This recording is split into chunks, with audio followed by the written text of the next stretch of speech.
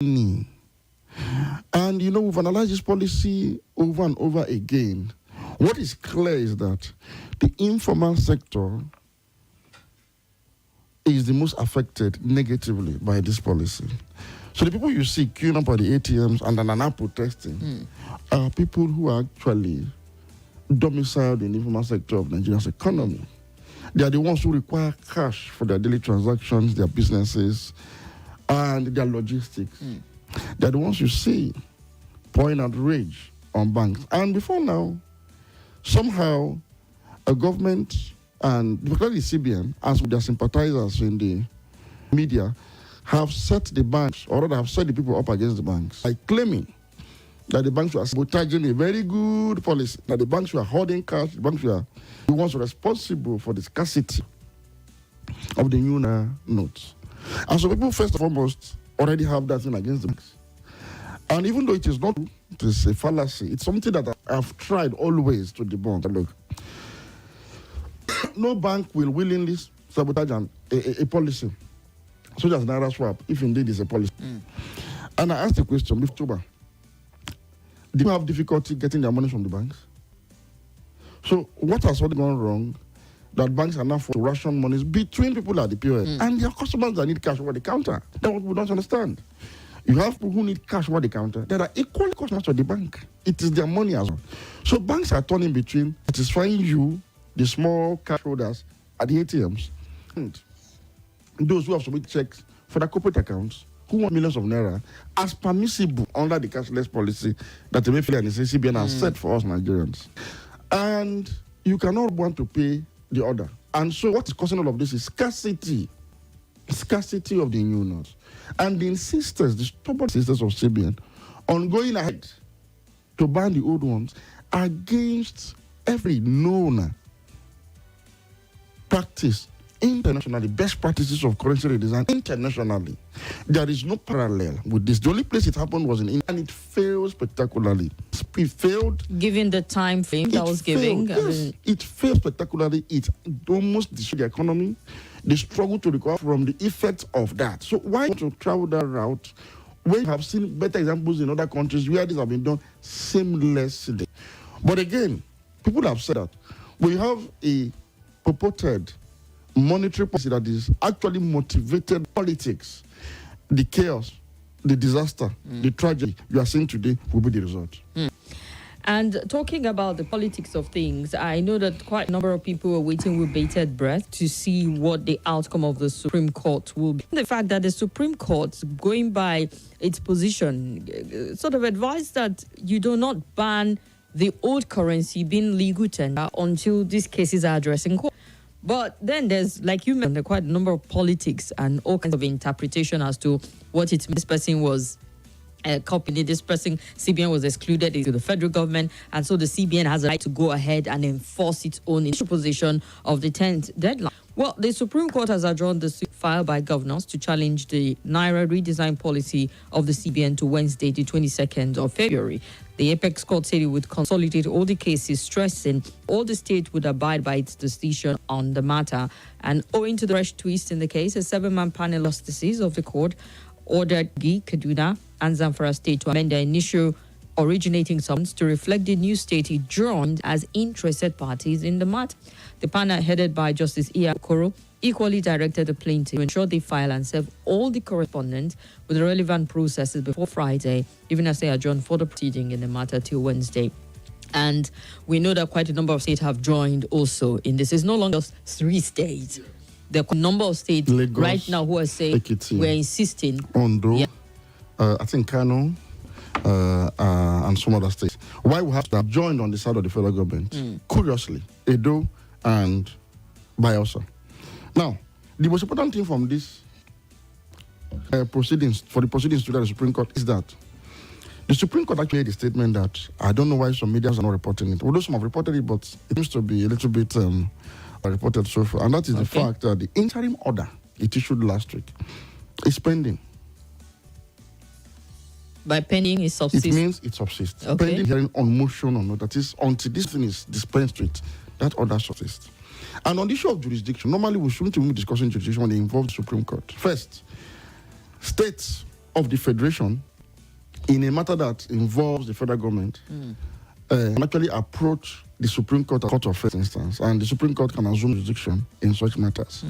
Yes, the argument as to whether CBN was joined or not because it's an independent body, it's dead on arrival. The CBN, as independent as it is an agency of the federal government that takes directive from the federal government, whose board is appointed by the federal government, whose governor is appointed by the federal government, whose deputy governors are appointed by the federal government, whose staffs are employed by the federal government.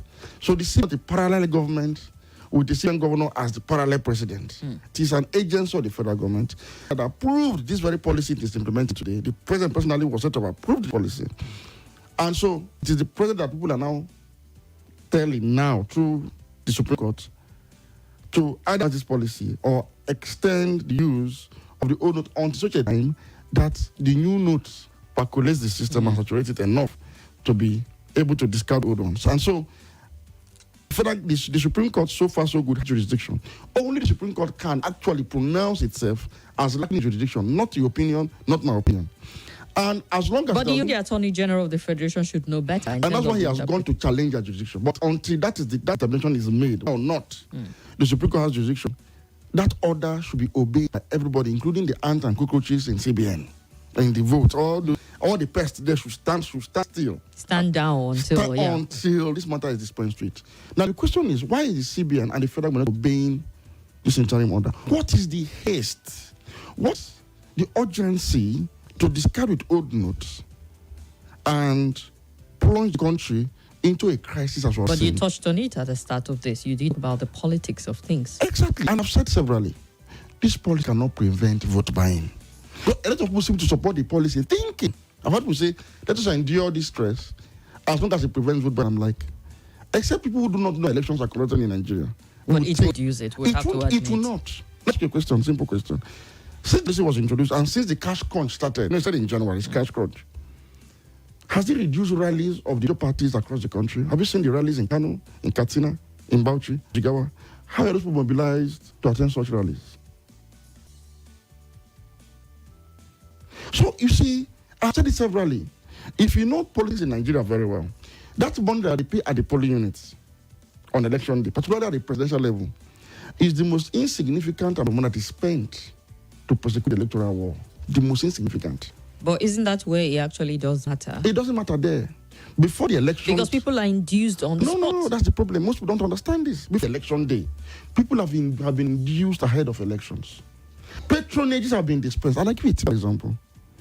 If you understand Nigerian politics very well, traditional political parties, for example, the PDP and the APC, actually measure the strength of parties in Nigeria measured by the number of governors, House of Rep members, and president that they have, what they call structure. Traditional parties. You know why?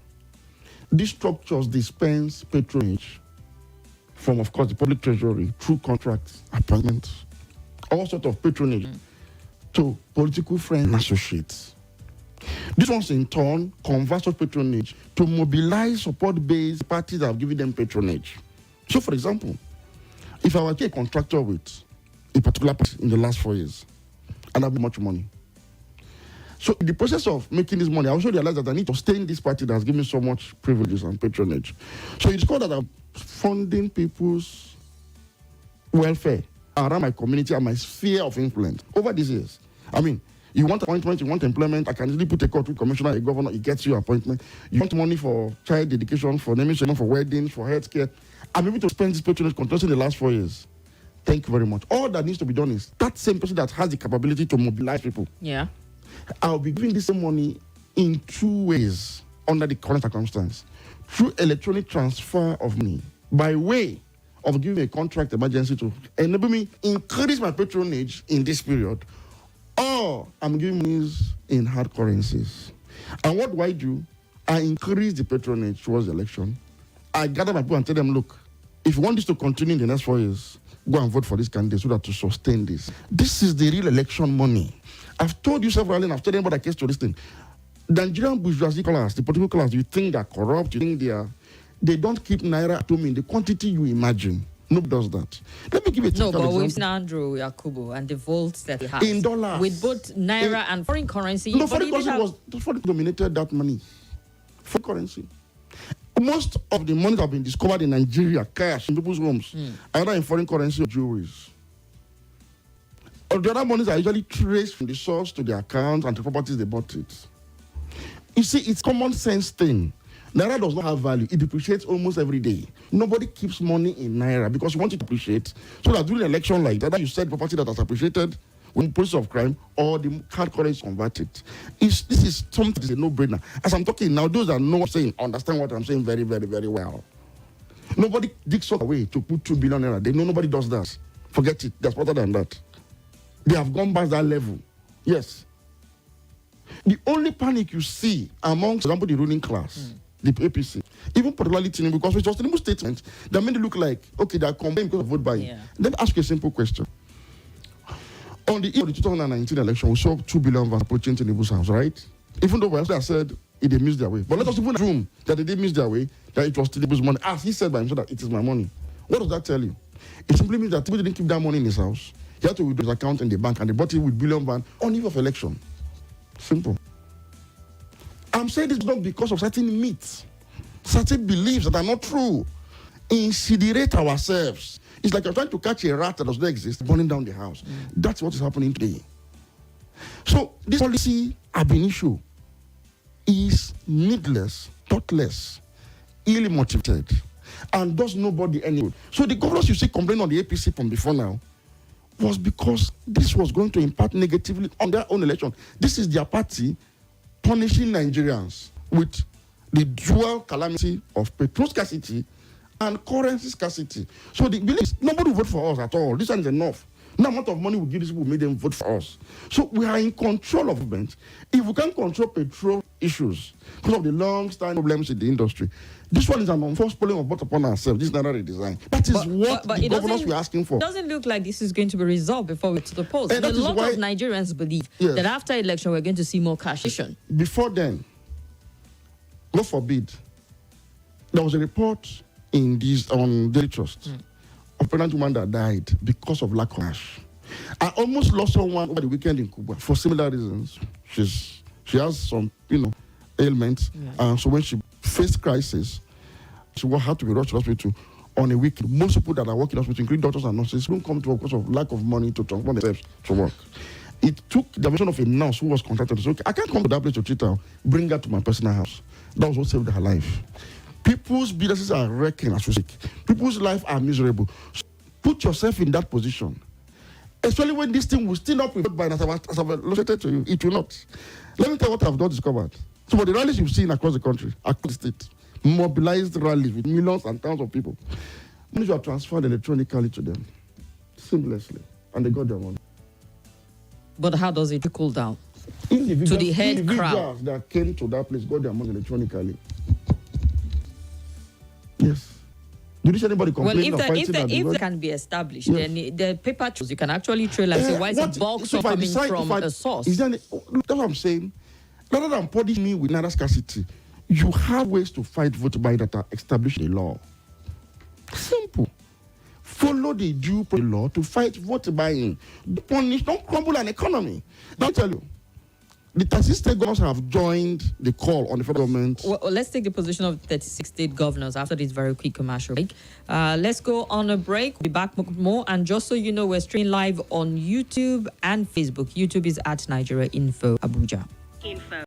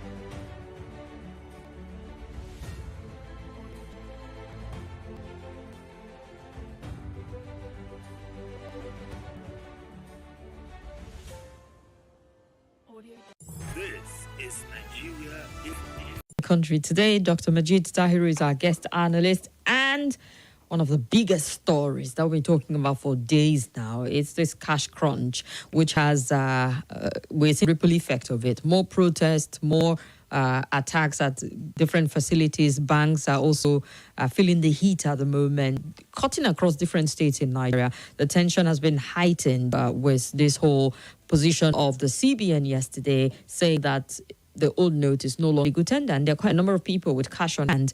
They've given directive on how you can deposit the money at the CBN. Not a lot of people like the idea of that. So we're talking with Dr. Majeed as to what the implication of this. So you are going to build on the governors before we move to the story. First and foremost, if you recall, I opposed this policy from the beginning. Long before Tinubu made a statement. I thought at one point that you welcomed it. However, you had your reservation as to the quantity or the cap. I can't remember much of the conversation. I said, but it felt like the design the Naira note will not solve any of the problems Emefiele has set to solve. We agree. We did talk about it will not improve the economy either. I said, this policy, there's nothing wrong with it. Nothing. But what is wrong with it is print and note to meet the limit you have set for people. You see, nobody's quarreling with the cashless policy or the Naira redesign. No. People are quarreling with it now because it has created Naira scarcity. Something that is unprecedented in the civilized world. The last time it happened anywhere that people remember was the same in Nigeria in 1984 under a man called Majeed Buhari. And people didn't go from that issue till today. People over homes were wrecked, families were wrecked, and we are facing the same thing today. Now, from what side, like, as if it was an APC challenge, an APC policy, even the PDP has subtly started towing the part of saying, look, we need to take a look at this issue. As seen from the state part of the governors' forum meeting of the state of the nation, including PDP, Abuja, all of that. Is that not so?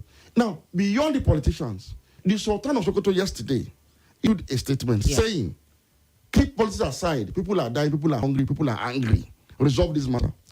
I listened to Professor Kalu, one of Nigeria's most respected, most knowledgeable, most forthright economists, who the analysis that the policy in itself is even faulty. Faulty in what sense? Thank you. He said that design is a normal procedure of central banks all over the world. That we now make it a policy that has scarcity. They need to interrogate the very conceptualization of the policy. And I said it is inherent with problems. Biskriwani, one of the most popular economists in Nigeria, who comes from time to time to interact with people on issues of economic matters, have actually predicted that this is going to actually send Nigeria into an emergency recession because the economy might contract by as much as 3.5% in the quarter of 2023. So questioned the policy, saying, look, the sea had too much to digest, so it's now having a constipation. That was the word he used. I listened to Muda Yusuf, former head of Lagos of Commerce. I listened to what he said. He said, how more cashless can Nigeria be? He was one of the first to raise issues about the policy itself. And if you permit me, we may have to go into the policy proper. You know why? We need to educate Nigerians on some issues. First and foremost, there's no such thing as cashless policy anywhere in the world. It does not exist. You know you have cashless economy and cashless justice. These are two different things. All over the world, from America to UK to China, you have a growing cashless economy. You know what that means? More and more people, because of the digital penetration in the financial sector, more and more people, as willing buyers and as willing sellers, are beginning to transact more without cash through virtual means. Because of the ease that comes with it, because of the improvement, the fastness, the safety, and all of that, people now find it very convenient here in their houses and do transactions. Simple. It's an economy. The central bank, or what you call the Reserve Bank of the US, or the Bank of England, or the Central Bank of China, did not decree or put a policy to that effect. No. That is why, in fact, to the contrary, when you have a country like America and China, is a government policy that protects cash users against being swallowed up by a growing cashless economy. You know why? They recognize that there are people that don't have bank accounts, that cannot even afford to be on such platforms. So they have issued directives, regulations, and laws as applicable to say, look, don't ever deny the use of cash for transaction, no matter how cashless you may have become as an entity. As far back as 1978, the state of Massachusetts had a law against the ban of cash in their state for transactions. It's like the sort today coming. So because the government has a responsibility to protect its vulnerable people. You need to have some amount of cash in no, those who deal with cash. And why am I making this point? Nigeria, no, but Dr. Majeed, the argument has never been that we don't want cash in circulation. It's that's the argument. That you have too much cash in circulation. Is it what is coming? Yeah, I know that over time, even on the show, you try to also cancel that one out, saying we don't even have excess. If you're looking at it per capita in terms of the ratio of the population and how much transaction. Now, let me give you what happens in America, for example. The country we all look up to, and the UK and China. In America, there is no limit on physical deposit of cash and withdrawal in an American bank. What limits you is the banking system and the balance you own account. You know, because you have limitless withdrawal, whatever, does not mean you can withdraw more than what is not in your account. You can withdraw. The only thing you need to do is to give notice of large withdrawals ahead so you can actually prepare. And then you need to... This withdrawal in cash? Physically. It's a little difficult to believe because I know that America has tried so much to regulate cash transaction in a sense that you don't... I mean, they flag it in so many ways that you come to make requests of large chunk of cash money. It is flagged. So it becomes an internal security issue. No. You see, that's a misnomer, sir. When you go to withdraw large... Because this large amount of cash is relative here. The bank will flag it to the authorities. Then they will simply monitor to know whether that money is being used for things that are inappropriate or not. Once it is used for legal purposes, it is not a problem. That is, you are allowed under certain conditions to withdraw your own money. Now, this is not to say that there shouldn't be regulations on cash use. No. I'm saying in these countries, fundamentally, you have a right to withdraw your money and deposit it. Secondly, an average American ATM dispenses between $300 per day and $1,000 to citizens. If you convert us to Naira, that is about 740 Naira that a citizen is entitled to. In fact, some banks allow you to actually withdraw as much as $5,000 and $20,000, depending on the kind of account you have with them, through the ATM.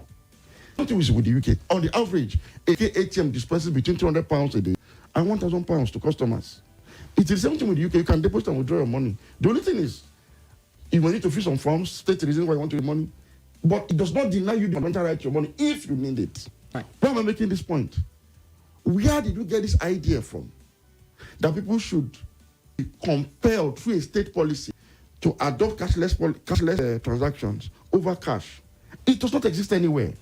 I can assure you that Nigeria, nevertheless... But we have a peculiar issue with corruption and all of that. Problem at all. With banditry, I mean, you could just see how easy it is for people to say, bring 100 million and it appears. It does not solve our corruption problem at all. If you want to fight banditry... No, but it's just starting. If you give it months and years. We've been on a cashless economic drive since at least 2009. And that's why I will keep making the point that Nigeria has done excellently well in embracing a cashless economy. Willingly, because it is convinced. The trader in Aba no longer needs to carry physical cash to go high and skin in Kano. No. He sells his supplier. Supplier will bills it to Aba, and he does his business. The same thing, he also transports his shoes products back to Kano. So it has been embraced to the point that this point was made, that the total money supply in Nigeria today is not 3.7 trillion naira. It is 52. It is only 3.7 that is cash component. That cash component revolves largely around the informal sector. Yeah. That is why people stranded now. Okay. So, Dr. Majeed, with all of this... Emefiele is trying to solve a problem that does not exist. You can't solve this security problem with monetary policy, no. But people agreed with him when he brought this policy out. People are not aware of the things that are being told. You don't solve insecurity problem with monetary policies. I told you before on this show that bandits collect dollars. If a brother was kidnapped right in the heart of Abuja here, somewhere in Jabi, I will not mention his name for security reasons. He was made to cover out as much as $1 million in dollars. The entire family and friends had to contribute that money. It does not affect insecurity. This policy was on when people were butchered in Katsina 2 weeks ago, and killings are still going on. Kidnappings are still happening. It will not even make it more difficult. But the kidnapping for ransom has not happened since the cash crunch. Who says so? Says who? Says who? Why would they kidnap and not kidnap you because it thinks? What is his business with that? How will I get it? Go and get it. It's not his business. You cannot use this to fight insecurity. No. It's not possible. It won't work. All right. You can't use it to fight inflation. You know why? Nigeria's inflation problem is cost push. not demand pool. Demand pool is inflation, is when citizens are so well off, so buoyant, that they have too much money to spend. This is not the case with Nigeria. The last time Nigeria experienced a demand pool inflation was in 1973, when the government administration, having too much money, awarded what was known as the Udoji Awards then to civil servants. Salaries were increased by as much as 4,000%, and 2 years arrears were paid. So people just went on shopping spree, and people started increasing the price of akara and bread from the normal what it was, not to attract more. That was the only time because of buoyancy in the economy. Nigeria is a country of one of the highest number of people in the world, so the country can never experience demand pool inflation. What you have is the rising cost of energy, cost of diesel, cost of power, cost of petrol, has increased cost of production of bread and basic items. So they can't sell below a certain price at all because the cost of production itself has increased. That's what you have in Nigeria. So you cannot solve that problem by reducing money circulation. No. The money, whether it is virtual, whether it's in account, whether it's in cash, is money. That is, if you think, for example, the problem is cash, it's not true. All right. Whether you spend virtually or through cash, it is spending. So this whole policy, I agree 100% with Shomole, senseless. And there's still just responsibility. Well, it will be difficult for a lot of people to agree with the politician on this because self-serving interest comes in. But you mentioned Oshomole, and I said typical politician would see how we benefit. You see, the thing is, as a rational human being, that Oshomole posed the policy does not mean that automatically answer supporting because Oshomole said so. No. I'm only putting him here. And it's not the only one that has raised concerns about this. The Council of State met all former heads of state. They said they agree with the redesign. Nobody's agreed with the redesign. But you cannot design notes and make it unavailable. So since it's not available, allow the old ones to move with the new ones side by side. Every country that have redesigned and notes, allow the old ones and the new ones to go hand in hand until you are able to circulate the new ones enough to make these ones mopped up. You don't force it and rush it in this manner and insist on it. Drive around Abuja and see the queues. Except you're not a citizen or you don't have any humanity in you. You shouldn't see the suffering going on around this country. And you justify it because you think it will stop somebody from buying vote when it will not. If you understand the identity politics in Nigeria, you know that people vote for sundry reasons. And let me say this again. Since 1999, votes by the polling units have not impacted much on the election of Nigeria's president. All right, let's hear comments from those who are listening to us. I don't know, time is moving pretty fast, but we have protests recorded in Ondo State, Delta protest, Edo State also. Sadly, we're getting report of 3 people dead at the Edo State protest, the attacks of bank facilities in some parts of the country. So it's becoming a jungle out there. But quickly, just before I take phone calls, I see the phone lines buzzing. Tons of comments on Facebook, YouTube, and WhatsApp. A quick question, if you can address this in 2 minutes. What can we do to douse this tension that is building? Because the momentum is rising. The government should adopt a common sense approach now. Which is? Allow the old notes, if you don't have enough new notes to circulate. You know what has happened to this country? We don't have a parallel banking sector in Nigeria today, where Naira is traded for a profit. This is something that has not happened in any country before. You now practically buy Naira, your own money, you buy it. Well, lots of people are doing it with POS. Because of scarcity, you have to buy it because there's scarcity. So you know what has happened? You see, the available new note that they punch in the system, those that have withdrawn it are no longer returning it to the banks. Because you know why? It's now a thing of value because of scarcity. Nobody is throwing money to the banks.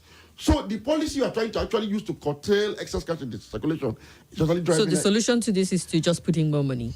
The old notes and all of it. If you don't have the new notes in surplus supply, you can withdraw almost 3 trillion for circulation and you are putting less than 500 billion. It won't work. In a country that was already cashless enough. So if you don't have the new notes in supply, allow the old note and new note to go hand in hand. But how about a broadcast from the president just to douse the tension a little? The broadcast will not douse tension until you allow people to have access to their money. And let me tell you, to solve this problem permanently, for now, is to allow the new notes to run indefinitely. You know why?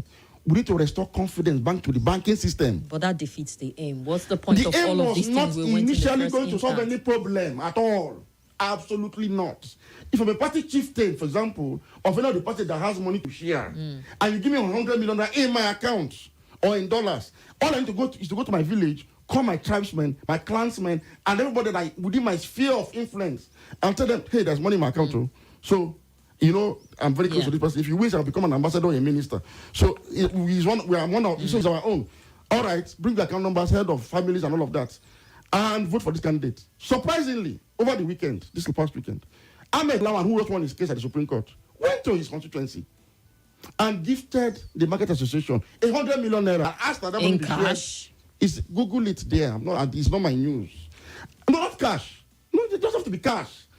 Look, he gave them as a union and said, make sure it is shared equitably. You know what that means? They know the network of distribution. Let us stop punishing people for what you can do. Has anybody invited Abed Lawan? Asked anybody to ask him, is your salary up to 100 million naira? Or how did you get this money? And why you pay this money now? The Market Association, this donation, has ICPC, independent source about vote buying, has ICPC invited Amelan to ask him questions about this? These same kind of donations are going on continuously as the election is approaching. All right. So how is he going to stop vote buying? Let's look the at... CBN God themselves said that the new notes have been mopped up by politicians. Meaning that you can't stop them from getting available ones. Let me tell you what will happen. If because of excess cash is supplied, quote unquote before, vote buying at the polling would have been 5,000 naira per voter. With the unavailability of notes, vote buying will simply reduce that even as much as low as 500 naira. And those who buy will buy, those who will sell. But I can assure you something. This election is one election that money cannot influence. This election. Right. Okay. People have made up their minds to vote for who they want to vote for. We'll touch on how all of this will affect the election because there are concerns around that. But Ibrahim Hajara on YouTube, is with us. Ocean Cornelius says, finally, I'm here 11 minutes later. God bless Nigeria for my break time on Wednesdays, 3 p.m. for obvious reason. My office knows that. God bless you all. Dennis Ayuba, we see you also. Victor Kim, I've gone round town from Utako to Wuse to CBD and no ATM is dispensing cash at the moment. People are suffering. The policy is not properly implemented right now. I just have 300 naira cash on me and I'm really tired. Godwin Sani says, God bless Dr. Majeed. Low class and poor people are the ones suffering it. Kimberly is not suffering from the policy because she's of the high class. Man, look, see, false allegation has started. Exactly. You want to turn me to bourgeois so that they're like, yeah, no, please, oh. And Abba Sunday who says, my able mentor, Naira swap won't solve the problem of vote buying. I quite agree with you. Simon Matthew, thank you, Dr. Majeed, for helping me understand the issues around the Supreme Court not having jurisdiction to entertain in the matter in court concerning the old note. He wrote there. And Mondegiwa says, Dr. Majeed, thank you for enlightening Nigeria. You're doing a wonderful job. Joshua Emmanuel, truly you're one of the best stations in the country. Thank you very, very much. There are lots and lots of messages. Victor Obeneche says, Professor Majeed, this is Victor from Duse. Kim, did I see you? Okay. We're streaming live, so every movement in the studio is observed. Let's leave that one out. All right. Good afternoon, Kim and Dr. Majeed. Thank you for making us smile in the midst of the unrest in the land, says Tokwe. I can't get you on YouTube and Facebook. We are on YouTube and Facebook. Osho Cornelius, I think I read your message. Maybe we just started off a few minutes behind time. Sorry about that. I don't know what the CBN and government intend to achieve with the policy. We should not forget in a hurry what caused the Arab Spring. We pray it will not happen here in Nigeria. Chima from Jaji. And Sandra says, Okay, you meant to send this one to Sandra in Lagos, but you sent it to us. Sorry about that. The final nail to the coffin of this government, irrespective of the benefit of the policy, the suffering created by the policy, by fall outweighs the benefits now. I've been buying money from POS agent at 20% since the policy kicked in. Lots of people won't be able to travel and vote in the general elections, says Kelvin. The CBN has says they're giving out phone number and email and saying report whoever is selling this money to you at an exorbitant rate. They're going to penalize them. They would go from one corner of the country to the other and fish them out. Well, how effective is that going to be in addressing anything? One can tell. Virtual Maso Drive, I tell you, the president will go down history as the one who deliberately derives joy in making citizens suffer. All was going well and fine until the president, through MFLA, decided to unleash pain and hardship on the people without empathy. In fact, he's completely indifferent to what Nigerians are going through today. That's why they still insist on having their despite the public outcry. Kim, go to ATM centers, banks, and see how productive hours are. That people go to the ATM points with sleeping mat. What's still? They leave there pretty early in the morning, 3 a.m. to go queue up in the ATM. I see quite a number of the banks on my way to work, and I see the large crowd of people out there. Citizens to this offering, and somebody still looking at somebody that the thing will stop from buying vote. Are we going to die first before stop somebody from buying vote? When there are efficient ways, vote buying is an electoral crime. It's not easy to fight long before now. It's not vote buying per se. Is the patronage system in Nigeria's politics. And how do you fight it? By first of all killing identity. The oracle have told you several times that look, patronage, which includes buying, is simply a function of identity politics. That's the only reason for identity politics. What effort did this president make in 8 years to represent our political system away from identity to one that is pragmatic enough to actually eschew some of these spiritual syndromes, including vote buying? Has he done anything in that direction? No. Even as the leader of his party hasn't. So how do you not come at the end of the day to inconvenience people because you say you want to stop vote buying?